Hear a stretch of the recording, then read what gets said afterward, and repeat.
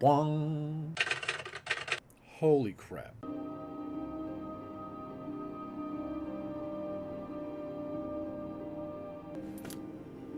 The Bear of Markarth, The Crimes of Ulfric Stormcloak by Arianus Arius, Imperial Scholar. Ulfric Stormcloak is considered a hero by many for his part in quelling the Forsworn uprising.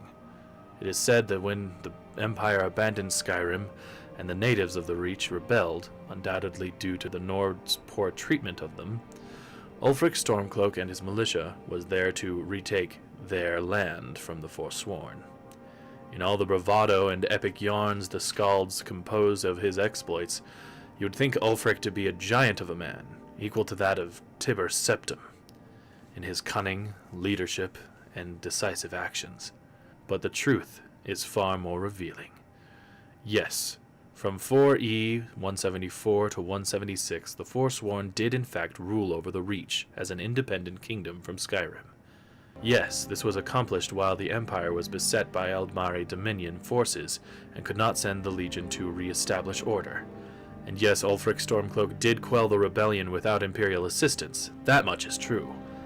But what the bards often fail to tell in their stories is that the Forsworn kingdom was quite peaceful for those 2 years they were in power. True, some crimes were committed against former Nord landowners, often those accused of being the hardest towards their native workers, but on the whole the Forsworn ruled their lands fairly, and were making overtures to be recognized by the Empire as a legitimate kingdom. In the wake of the aftermath of the Great War, you can imagine the backlog on stately matters the Empire had. Before a peace treaty could be resolved with the Forsworn, a militia, led by Ulfric Stormcloak, sieged the gates of the capital, Markarth. What happened during that battle was war. But what happened after the battle was over is nothing short of war crimes. Every official who worked for the Forsworn was put to the sword, even after they had surrendered. Native women were tortured to give up names of Forsworn fighters who had fled the city or were in the hills of the Reach.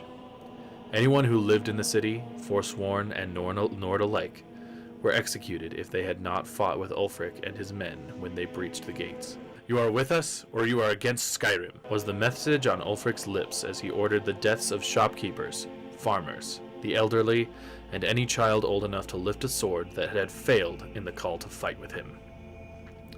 So when a grateful empire accepted Ulfric's victory and sent soldiers to re-establish the rule of law in the Reach, it was no surprise that he would demand to be allowed to worship Talos freely before the Legion could enter.